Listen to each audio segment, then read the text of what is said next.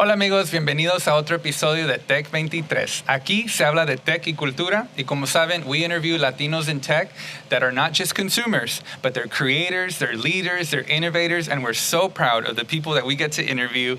Today we have a Latina in tech, a powerhouse and leader in the podcasting industry, and she is actually leading a multi-million-dollar global podcast network.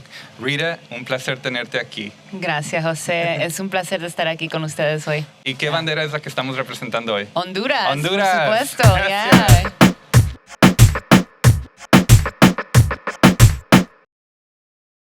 Rita, I'm so excited that you're here today with us. Yeah. We've known each other for a little over, I think, a year, and I think some of your biggest growth has happened in that year.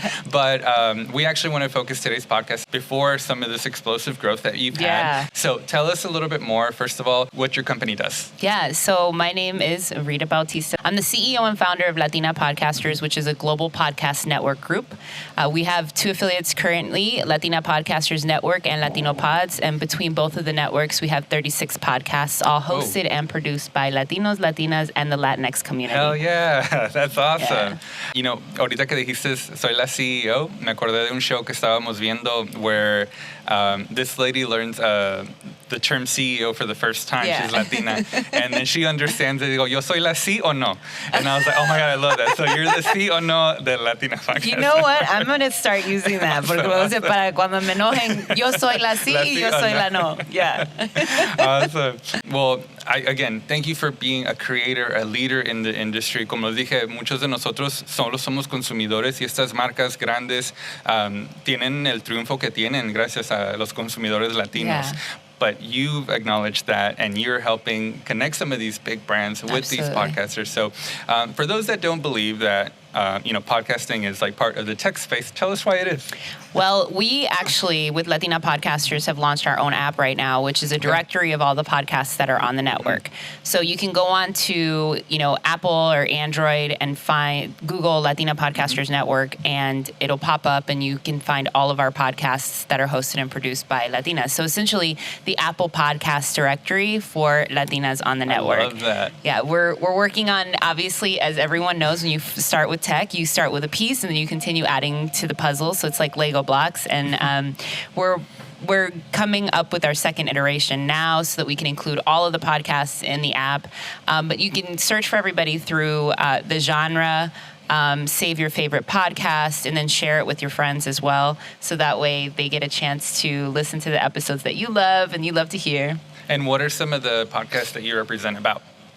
Oh, I have everything from true crime, which is amazing because they're bilingual. Spanish, English, and Spanglish, which is a language. Yes. We have finance, business tips. We have personal journals.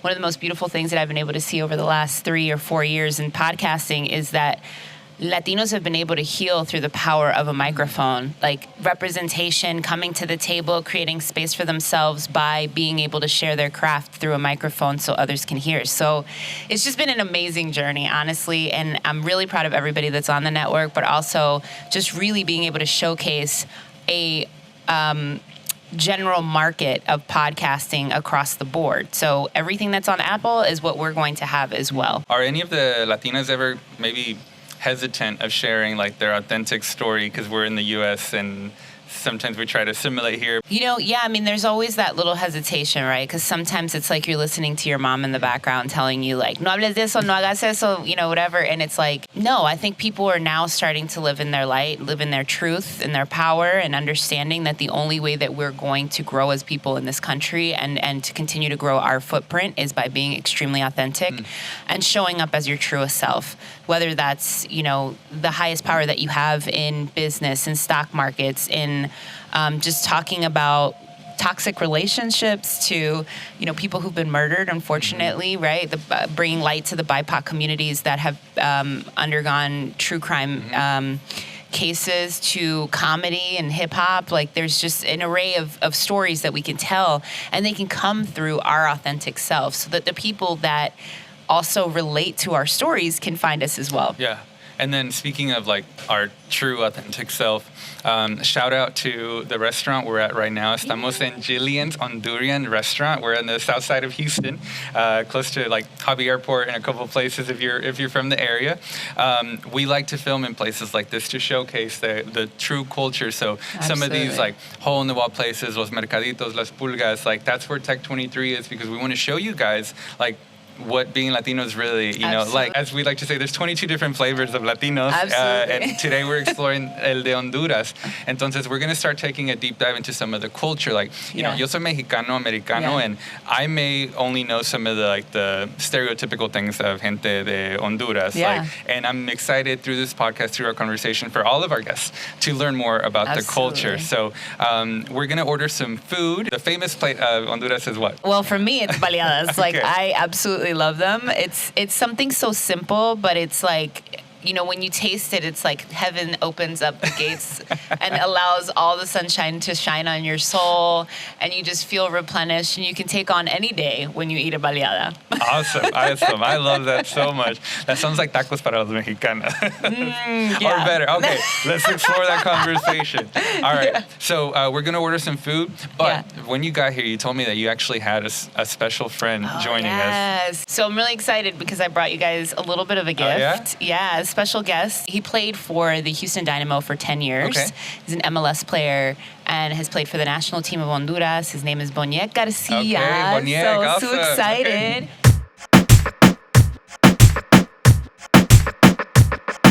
¿Cuántas entrevistas has tenido en tu vida? Bueno, en estos días he tenido bastante. Bueno, qué sorpresa nos diste, Rita.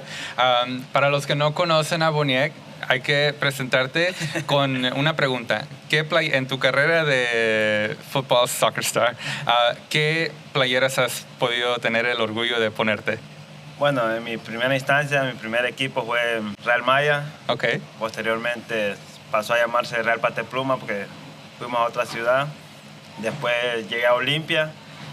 Luego a Houston Dynamo y bueno, la que más honro es la de la selección de Honduras, que logré usarla por mucho tiempo. Sí, claro. Sí, adelante selección.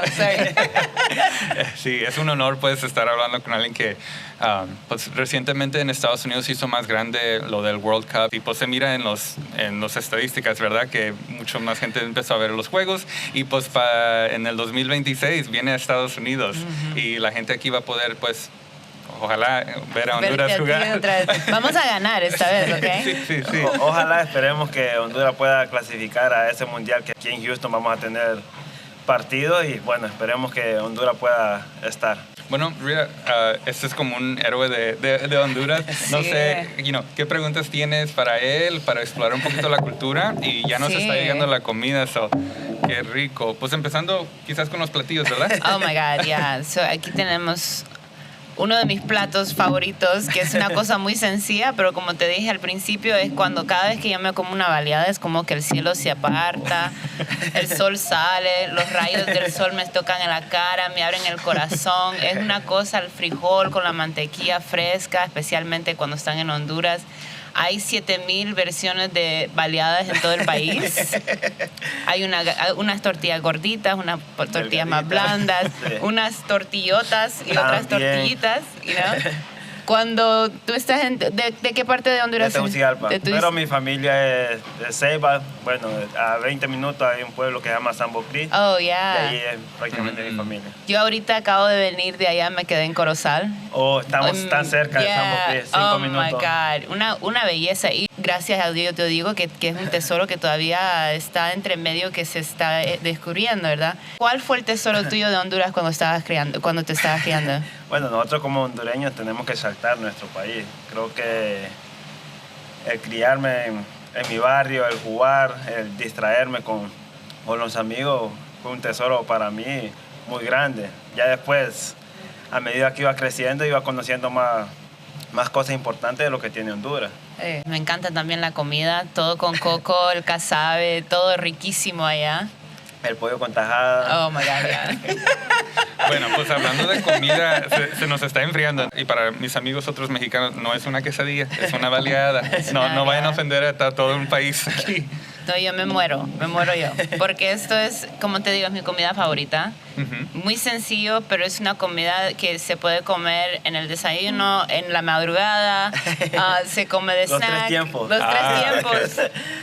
Y a mí me gusta la sencilla, que trae con frijoles negros, mantequilla, queso. A veces le ponen aguacate o steak, o huevos, de todo. Una vez cometí un error cardinal de que pedí un tenedor y un cuchillo.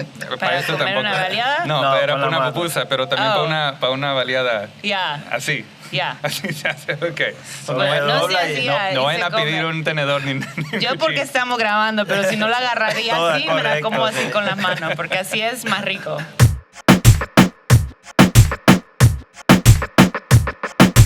Mi madre hace una baleada espectacular. Ok, me vas a tener que invitar. Sí, porque claro. yo digo, las mamás, las abuelas son las Sí. mejores cocineras del mundo. Quiero ver, pues, también explorar, como te tenemos aquí, aprovechar de hablar de la pasión tremenda que tiene la comunidad latina en deportes, porque eso se ha trasladado aquí a los Estados Unidos y por eso están creciendo mucho el deporte, gracias a la pasión latina que tenemos. No, principalmente en el fútbol. Creo que es algo que llama mucha la atención al latino o al americano. Ha empezado a crecer el fútbol aquí en Estados Unidos y con muchas estrellas que hoy en día están viniendo aquí. Del día que estamos grabando este podcast, Messi acaba de anunciar que se va a ir a Miami, entonces a ver quién sigue agarrando Dynamo. A lo mejor he makes a comeback later también. Right. También. Tal vez sea el dueño de los Dynamos al día, nunca se sabe, ¿verdad? No se sabe un futuro. Eso sí. No quiero terminar esta conversación entre ustedes sin poder hablar de qué tienen en similar una tech founder, alguien que está pues echándole ganas y batallando en la industria del negocio, de emprendimiento, en una área donde quizás hoy en día no hay muchos latinos o latinas, pero allá vas. Y qué similares tiene alguien donde está el juego, ya casi se va a terminar el tiempo, tienes que anotar algo, porque a veces quizás te has sentido en esa situación, tengo que hacer que esto pase de una forma u otra, Yeah. tengo que anotar un gol. Me da orgullo saber qué es lo que estoy representando. Se me hace demasiado difícil a veces, ¿verdad? Pero incluso yo cuando venía para acá le pregunté, llamé a mi mamá y le dije que estaba contigo y ella muy alegre y le pregunté, le digo, mami, cuando yo era niña, ¿qué era la cosa que te sorprendía más de mí? Me va a hacer llorar, but, era que my character, mi persona, me dice, nunca te das you never give up. Por vencido. Nunca me doy por vencida. Desde de muy niña y es que también me gusta la caridad, que siempre me ha gustado dar de regreso a la gente. Viendo a mi sobrina que viene atrás de mí, que ella me admira y digo yo, ¿y por qué si I'm a regular person, right? Pero la verdad es que no soy una persona regular, soy una persona que sí se tira a sus metas y aunque falle, me levanto todos los días a volver a hacerlo otra vez de nuevo porque ahora ya el negocio no es para mí, es para todas las personas que estamos impactando y todas las personas que se están viendo en los podcasts, en el media, en la forma de que nosotros estamos transmitiendo las historias de nosotros. Por fin se pueden ver en algo que tal vez cuando ellos estaban pequeños no se podían ver. Y para ellos ahora sus hijos no van a tener que tener ese problema. Porque yo me levanto todos los días sin fallar, aunque sea solo una cosa, solo un email, solo una llamada, solo whatever. Bueno, yo en mi caso, un ejemplo casi similar. Yo a mis 37, 38 años, cuando estaba jugando activo, pues yo siempre me ponía de ejemplo. Era ser uno de los primeros en los entrenamientos, mostrarle al jugador joven que la edad en este sentido no tiene importancia cuando tú tienes disciplina, tienes trabajo, tienes la energía para poder salir adelante, que nada de eso te impida sacar tus cosas a luz, poder transformarte, querer sacar a tu familia adelante. Siempre fue eso una de mis metas. Aún a los 38 años, cuando estaba jugando, era uno de los primeros. Nos citaban a las 10, yo siempre llegaba a las 8. Y yo que vivo a 5 minutos donde entrenaba. Wow. Siempre llegaba a 8. ¿Por qué? Porque quería hacer algún trabajo de gimnasio, trabajo de masaje o alguna recuperación para poder rendir al máximo en mi trabajo. Y creo que ese ejemplo, espero que muchos jóvenes que estaban atrás de mí pudieron haberlo captado y seguir con una larga carrera también. Y tus hijos te siguen también en el fútbol, ¿verdad? Sí. Los gemelos que tenían, sí, estaba los viendo. gemelos y la niña que tiene 15 años. Qué bien. ¿Cómo te sentís cuando lo ves? No, pues orgulloso de ellos. Sí. Pero sos el más difícil con ellos, entrenándolos bien difícil. Sí, Ellos llegan a las 7 de la mañana. No, ellos no.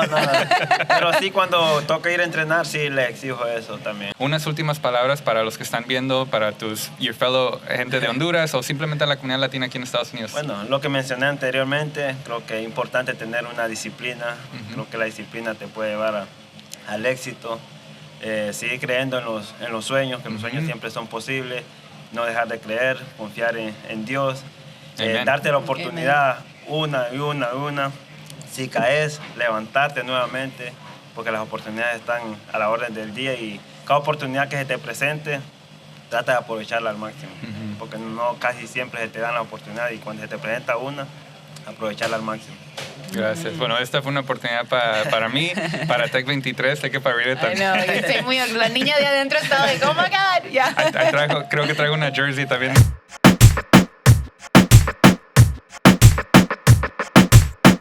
Rita, that was so much fun. Bringing somebody that's representing Honduras at the World Cup and national, that's freaking awesome. So thank you so much for that surprise. Oh, yeah. I do want to give a shout out to a friend of mine who helped me put that together. Okay. So Cesar Procel, who's like a huge, amazing person when it comes down to media in Houston. He was the one who helped me orchestrate that part, so I wanted to give him a quick shout out. Thank you. Well, I want to keep talking now about tech and your role. And dijiste de que en Honduras tienen una soda de banana? Banana tropical. Like anybody who's Honduran knows, it tastes, again, heaven, right? Awesome. Well, I'm actually really intrigued about a banana soda. I've never had that. Yeah. Let's order some and then head up to keep our conversation going.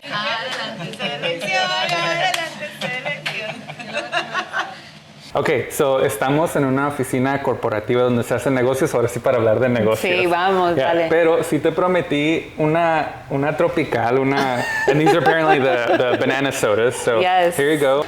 So, ahí está la primera. There you go. Nice. Okay, well, my first banana soda ever. A ver qué sabe. It's your new addiction. Interesting. Oh, God. That this takes you is back. so good. Okay, what's going through your head right now? Well, you know how we had the baleada earlier, Sí. right? Like, my favorite combo is one of these and una baleada, Okay. and like legit everything, just the whole world. It's raining outside and legitimately is like sunshines. Awesome. But it just brings me back to my childhood, you know, like whenever I would go visit Honduras, like the envases, right? These glass bottles are kind of almost symbolic of like what it was like growing up going to visit Honduras all the time, where whenever you went to go get one of these, it was a whole journey. Like you had to actually pick one of these up empty, then take it to la pulperia, and then they'd switch it out for another one. And if you didn't, then you had to pay a deposit for the glass bottle. And so now they don't do these anymore because plastic is taken over. Or they'll pour it in like a plastic bag and they'll give you one with a straw. Yeah, same thing. And so it's really nostalgic when you actually get a chance to see them with the glass bottles because they don't serve them like that anymore for the most part. Interesting. Yeah. We call it la tienda de barrotes o la tiendita, pues, el mercadito ahí, but yeah, there's one in every corner. Yeah. But you had that reaction. Well, hablando ahora sí, empezando de negocios, quería aprovechar de tener a alguien aquí que tiene un huge network in the podcasting world that has worked with some of these like big brands that we hear, sitting down and having some of these like meetings where not too many Latinas have ever gone before. Can you tell me about this experience and maybe even some of the biggest deals you've landed? Yeah, absolutely. Just recently, I'll talk a little bit more about an experience that we've been having with Procter Gamble, and it's an ongoing relationship that we're building out with them. We have had the opportunity to land a deal with them already, fulfilling a contract with like hair food that we did. It's one of their brands. I mean, it's always really exciting, right? Like when you think about the enormity of these brands, Procter Gamble is one of the largest advertisers in the world. When you think about their budget and the size of that, and we literally got like a little teeny piece of the pie, but the beautiful thing about that is not staying stuck on, okay, this is the only thing that we've gotten from them, really looking at what the future progression is, what they're doing and what they're setting in place in order for more multicultural and diverse companies to do business with them, because they're such a giant that they're used to, finding that one unicorn and working with them in particular. And now it seems as though they're doing better at diversifying their efforts to want to work with multicultural brands. So they had this event in Cincinnati a couple of weeks ago where they told us to fly up to Cincinnati. It was like 200 multicultural companies. Now, mind you, this is my first experience in general in marketing, in advertisement. This wasn't my initial industry. I've worked in nonprofits and lobbying and politics and sales. And so for me, media is a whole new animal, but you have to understand, this is my elementary, whereas I know it's taken some people 10, 15 years to even get to where I am now. So I'm grateful to understand how much work the multicultural companies and media companies have done over the years in order for me to come in and walk into a room where I'm having direct contact with, the heads of P&G and letting them know what our pain points are so that we can do easier business with them and they can tell us what their pain points are. And I think that that's telling about all of these brands, right? There's a huge problem right now. 53% of Latinos actually say that they still feel underrepresented when it comes down to advertisement and the placements in the locations that they're receiving this advertisement information, right? I was talking about the importance of authenticity, right? And making sure that there's an authentic connection to the creation of how advertisement is being sent out there. In a world where programmatic ads and AI are kind of starting to eliminate the need for people to actually develop things, there's still a huge opportunity for brands and companies to connect through authentic connection and real people creating these advertisements, because we are the number one consumers right now. We are going to be general market. Latinos are basically making a powerhouse right now where we are dominating world markets.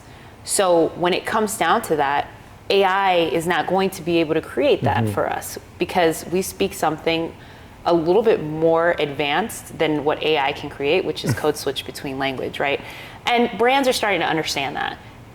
We've been able to work with companies like McDonald's, with Coca-Cola, Chase Bank, and we were able to create and work with them on their creative to make bilingual and Spanglish advertisement placements in these podcasts that we have. So the podcast host was able to actually read out a script. And then we also did one for the Chispa dating app, which I think everyone who was on that campaign was like super excited, because for them it was like, finally we get to represent a brand that is Latino owned and operated, which means that they have enough money to pay for advertisement, right? And there was like so much enthusiasm put behind that. And people were also really excited when we did Ulta Beauty, because we were able to promote and highlight like Fenty Beauty when Rihanna was like, promoting all of her, was promoting all of her makeup brands. And you see the enthusiasm that we're creating for the podcaster who, some of our podcasters on the network aren't massive celebrities. They were your regular folks who are working, and superstars in what they're doing, because, we have moms who are also master's degree holders who have their own businesses, who are creating multiple streams of income. And this isn't just one, this is almost like all of the podcasters on the network. And the same goes for all the guys on the Latino pods. They're all like mega superstars in what they're doing. They just have a smaller, authentic community. When you take that, the authenticity behind the podcaster, and you match it with a brand that's trying to connect authentically to the audience, you're going to see a larger percentage of interaction. You're going to see a higher opportunity for conversion rates. Because if you're telling me that you do something and you're Latino, 74% of Latinos are actually willing to interact with the brand or a product if it's being promoted to them by someone that they look like. Absolutely. And I'll interject right there, because there's a quote that I've pretty much mentioned in every episode. When you speak to me in English, you speak to my brain. But when you speak to me in Spanish, you speak to my heart.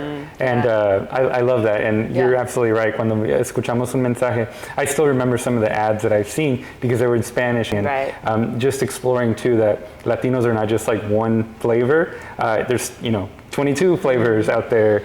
And it takes somebody that's been there, done that, that grew up with all those nuances, that knows personally, that paints, that has una abuelita y un abuelito that grew up, like, you know, you were talking earlier, eating baleadas, and you, like, a sip of something or a bite of something takes you back to those memories. Yeah. We're the best ones suitable to create that into an ad, to, you know, for, no sé, un ad de frijoles o de harina o de lo que sea. Or anything. I mean, yeah, frijoles and harina, but we're also consumers of wealth products. When it comes down to financial literacy, Latinas are actually generating wealth at a higher rate than most people right now. We're actually the #1 small business creators in the US right now. You know, we're educating at a higher rate. So when you educate and you create more income, the ability for you to start purchasing things that are not just survival mode concept things, luxury products. One of the beautiful things about the network is that we over-index in people who have salaries between $50,000 and $75,000 and $125,000 and $150,000. So these are people who have a lot of income that they actually can purchase more high quality products. So we don't necessarily have to think about just, you know, your first tier of things. We can also start looking at the larger, the global perspective. Like, these are women who are traveling. We currently have a campaign running with Visit Denver on some of the network podcasts where the Latinas are promoting girls' trips and family vacations to Denver. And we're seeing a high conversion rate there because of the fact that we have the ability to spend. With higher income brackets, essentially come more options. You're not longer in a survival mentality, you're in a thriving mentality. And there's a lot of us, and I don't think we celebrate it, which I know we've talked about, but you know, we're gonna do that in this podcast to talk about the winners, the champions, the creators. Can you tell us about going into the field of technology, being a creator, you have an application, you have a vision for this platform. Can you tell us about what Latina Podcasters might look like 5 years from now? Oh yeah, so right now we currently have a podcast app, which is a directory, kind of like I was talking about earlier, where, you know, it's just like Apple or Spotify. You can go on. It's in its first iteration, so not quite beta yet, but we are doing our best to continue to update the app every couple of weeks, right? Just tech in general, right? It takes a little bit, but the iteration that I want to see is where this is one platform where people come for all Latinos all around the world.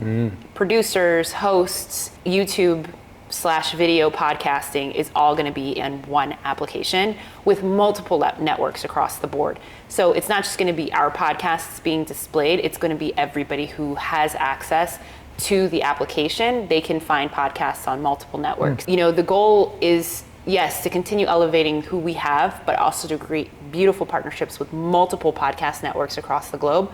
So that way we have a centralized location where these brands and agencies who are saying, well, we can't find where they are, there's not really gonna be an excuse anymore. It's gonna be like, look, we've provided the solution to this answer, to this problem that you had. Now let's work together. Let's globalize the opportunity for advertisement and also sponsorship. So it's not just, you know, advertisement all the time. It's different, unique ways to do things like product placement in videos, digitized product placement, which is amazing, where now you don't actually have to have the product in shot. You can just shoot and then add it like digitally, and it looks like it actually was a piece of that was there. It's amazing just how much advancement there has been in technology and how you can actually play that into all platforms. It's not just you know, most people think about tech being, you know, I'm going to open my app and then I have ChatGPT, which I'm a lover of, by the way, but or coding, or anything, code, right? And the other thing is you don't have to be a tech founder. You don't have to have a tech background to be a tech founder. I have a tech developer that handles all of the back stuff. Like I have a friend who I had initially started with, and that's the other thing, right? Like when you're a founder, you don't have to do this all by yourself. You can create partnerships with people. You can dilute some of the ownership of the company to people who are helping you build out. There's multiple ways to do this, and I always love the fact that there is a benefit to having a survival mode mindset, not staying, but having survival mode mindset. Because what happens is that you've already gone through all these hurdles that most people do when you're a founder, so they don't freak you out as much, right? You know what it's like to be broke and poor and whatever. So whenever you see that, that's not a problem for you. Your problem is, how do I get access or partnerships to start building and creating those Lego blocks that are needed to build out these massive companies?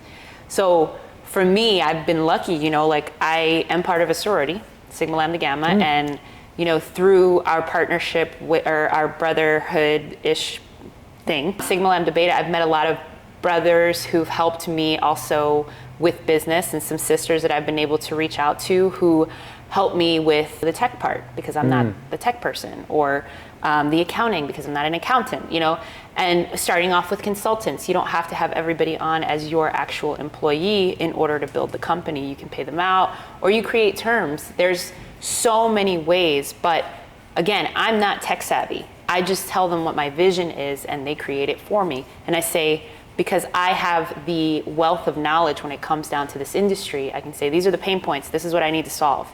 And then 2 minutes later, I see it, and like I literally remember the first time I saw the app, I started crying. I was like, I can't believe you guys knew what I was talking about, and you created it.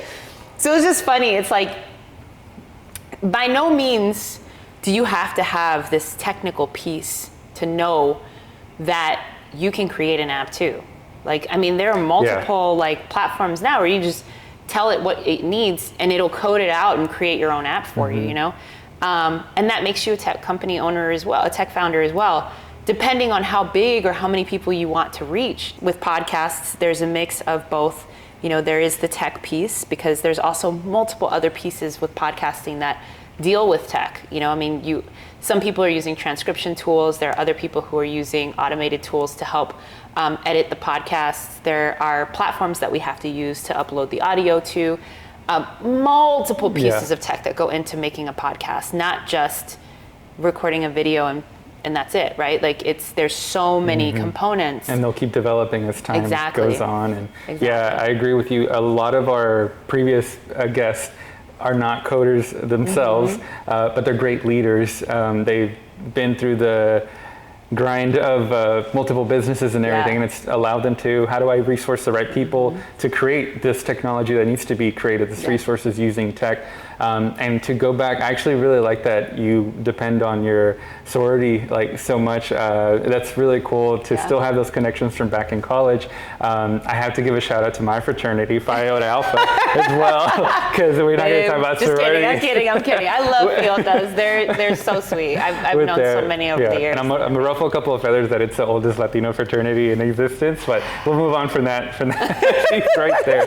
But that's really cool, because one of the values we did learn as well is to like work within your Latino community, to have respect for all of like Latin America, and to find value in how do you create, and that's just like, you know, working together. I've been following your journey on LinkedIn and Instagram and everything, and I'm actually really grateful that you get to share some of the cool things that you've done, because you're inspiring people like me, trying to catch up to you on the podcast world and everything as well with TECH23 podcast. You've had a recent experience with LBAN that's really kind of opened up your eyes. Shout out to the LBAN family. Yes, Stanford University, Graduate School of Business. Can you tell us one of the biggest downfalls that you had that really propelled your Latina Podcast Network? How did an organization like LBAN and other experiences like that feed you data, that feed you information, that feed you encouragement, and ganas and poder? Absolutely. And how has that transformed Latina Podcast Network? Yeah, you know, I went through a really intense depression during the pandemic, because I was working in the medical field and I was making 6 figures. I was doing really well. I was like, okay, I'm making all this money, no big deal. And I had this little hobby thing called Latina Podcasters on the side, so I didn't really care. And then I think I was telling you earlier, like, if you don't do it, God's gonna push you to it, right? Like somehow or another. And I was like, siendo terca, like no quería, porque whatever, because I didn't see it, because I didn't understand it, right? And I got fired, and I was just like, my world came crashing down. I was like, how am I gonna do this? Had $0. My company didn't even want to give me it was a whole hot mess. Let's just be very clear and honest there. But it was a blessing, because if I would not have been pushed so far off the ledge, I wouldn't have realized that I could fly. You know, and that's the thing, is like, I'm telling you, I went from negative $5,000 in a bank account, and I tell everybody this because it's true, and I'm not afraid to admit my failures, to, you know, being able to hit that $1 million gross revenue mark so that I could be part of the LBAN program. And I haven't raised any money yet, but the beautiful thing is that because I was part of the LBAN cohort, and I've seen all these amazing companies that Latinos are building, from robotics to tech health companies to, I mean, the insane amount of beautiful companies that are coming out of our hard work and our efforts in everything that we've been doing, because we come from nothing. Mm-hmm. All we do is absorb and recreate the things that are going to benefit us in the future. And I think that's the most beautiful thing. And because of that, it's giving me the strength to say we're raising money. So this year, by December, I plan to raise $6 million to take this network to the next level and legitimately make it a staple in everybody's household. I would do myself and people an injustice if I didn't, because if we've been able to do what we did with negative $5,000, literally zero resources, I maxed out my credit cards. I went all in this company because I saw the statistics, because I saw that Latinos were becoming a number one powerhouse when it came down to consumerism. I saw that we were listening to audio. We were consuming almost 11% more audio than the rest of the world was. I was like, this is going to be an easy transition. It's rising. You can feel the momentum, and you know that we're going to be trailblazers in this space. And we were the reason why YouTube actually launched YouTube podcasts, because Latinos consume podcasts on YouTube. That's just the way that we tend to trend. We like to watch video content. So because of that, YouTube then launched YouTube podcasts. They don't want to probably say that out loud, but we are the reason because of the consumption of video on the platform. That's all just very powerful to hear where you're going, and you have all of the TECH23 team and all the flags that we represent writing for you, and we're excited to make that happen. Now, once you are in this stage where we went from having less options to now more options, one of those options you're using it to be a creator, to be a leader, which you are. Now, another option is that you can also start to invest. We and you were talking earlier of an amazing idea that we can do to help not just like our Latino community, to help ourselves, but to also help the Latin American flag that we represent. Absolutely. So I'm actually going to turn and face the camera this way, because I think this is a huge passion of mine. I grew up with this and I didn't even realize it until just recently. But my mother was always a huge proponent of going back to her country and buying the land. Buy the land, guys. Go back and buy the land. There's so many Americans all over the place in Latin America and Central America and South America right now that are going and purchasing land. And whenever you go back, it's almost like some of these areas are getting whitewashed. And not in a bad way, because we've also assimilated, right?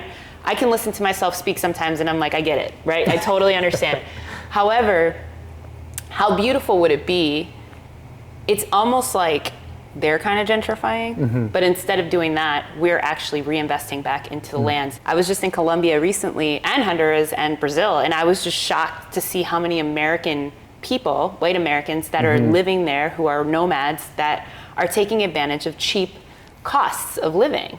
And I'm like, what are we doing? Yeah, and what the pandemic is our first generation? that. Yeah, because like Mexico City is a perfect example of that. Right, they're doing amazing. It is like mega gentrified, especially in the areas like Condesa and like Roma Norte and stuff. And you're just like, oh, it's not as cheap as it used to be here, but it's all full of like these crazy condos and stuff. And the people you kind of see talking and stuff, it's not too much the locals. Right. You go further east to like Quintana Roo, or like Tulum and Cancun and stuff. And I forgot who the stand-up comedian was one time, but it was like one time I was in Cancun and I was like, wait, who are the immigrants here? It's like, because he's like, the locals look like the immigrants. Like everybody is like either American, Canadian, or just from other places, and they're owning the land and everything. So I've never heard that mentioned, but that's a great thing, a way to invest. You know, it's interesting too. Like last year, I had the opportunity to take a month with my cousin, and her and I rented a house in Playa del Carmen. And everyone that we must have seen maybe a few Latinos that were there that were first gen, that had gone and done the same thing, that were living in Mexico or whatever. But it wasn't a lot. Like a lot of the digital nomads were like Anglo-Americans or Canadians or people from other places in the world. And I'm like, where are my people? Like, where are the people that are first generation Latinos? Because I know that we're making the same amount of money, right? Like, and I know there's a lot of digital nomads, because there's a lot of engineers out there Shout out to all of our parents who told us to be engineers. I don't know why that was such a big deal, but I get it now, right? But it's like, because in Mexico, at least they call you ingeniero. Right. It's like a proud moment knowing. You're like licenciado, like whatever, exactly. right? So you're like, yeah, me too, right? But it is very telling when you look at it and you say, like you said, there's Quintana Roo, the whole entire area. Tulum is, I mean, I think Tulum is a blessing and a curse, but that's my own perspective, and I'm not going to dive into it. Yeah, no, it's beautiful, but I also feel like I think one of the things that I will say is doing it with respect, right? Like if you are going to be purchasing these properties and the land in those areas of our people, because it is, right? Yeah. Do it with respect and with dignity, and make sure that the way that you're reinvesting back into the community isn't to rob them of their natural resources, but to add value back into the community. Literally $5,000. You can go and buy a piece of property somewhere and let it sit or take your time, whatever. You know, obviously do your due diligence and finding out like taxes are due, just like any other place. Taxes are due, you have to keep the maintenance of the property.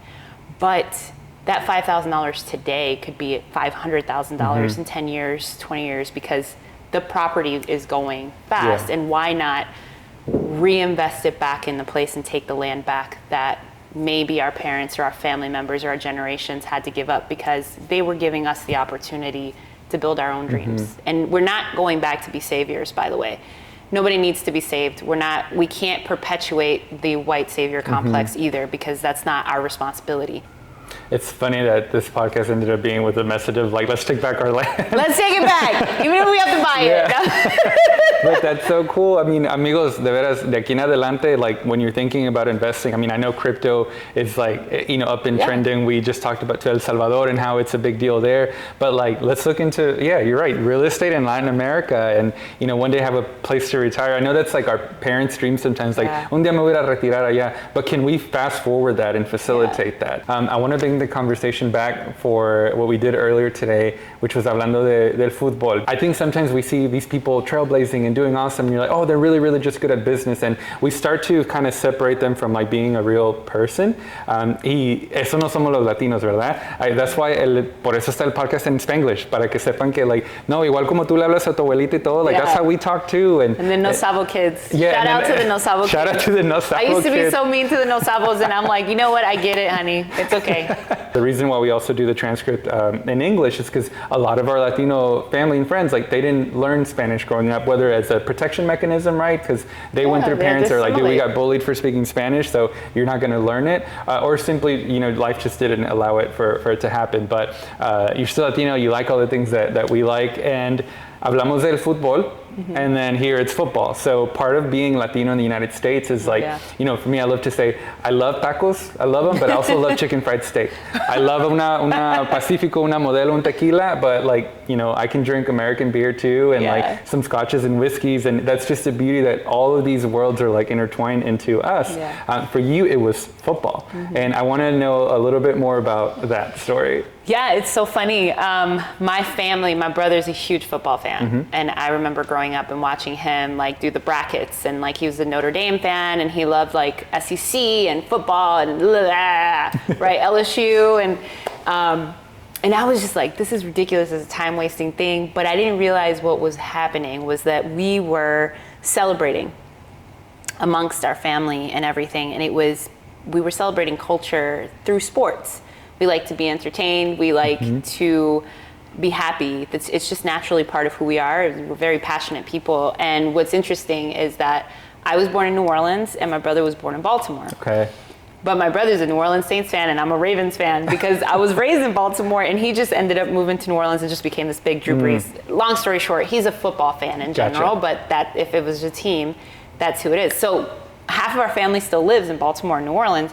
So this big rivalry between the two teams, right? And one is AFC, the other one's NFC. You guys are like, we're hardcore. All levels of you have no idea. Like we have a whole family Super Bowl once every 4 years. Whenever the Ravens and the Saints play, we'll travel to the neighboring country, the neighboring city. Yeah. They are kind of like countries because one's in Baltimore, one's in New Orleans. They're completely different.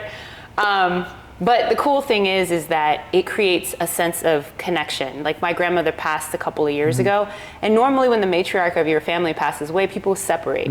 But what we did was we created a cousins group chat. We like literally talk almost every day. Like we're always updating each other and everything, and we get to talk trash during football season about how terrible, how amazing Lamar Jackson is, and how, you know, whatever the other team, it doesn't matter. But but it's a way of celebrating family and for us to continue to stay together, and it's a beautiful thing. Like, you know, we're actually going this year to, my cousin unfortunately is dating someone who likes the Arizona Cardinals. She's gonna watch this and she's gonna show it to him. Brian, it's a shout out to you. But we're gonna go watch the game now in Arizona because we've never been to Arizona to go celebrate like where she lives and all that stuff.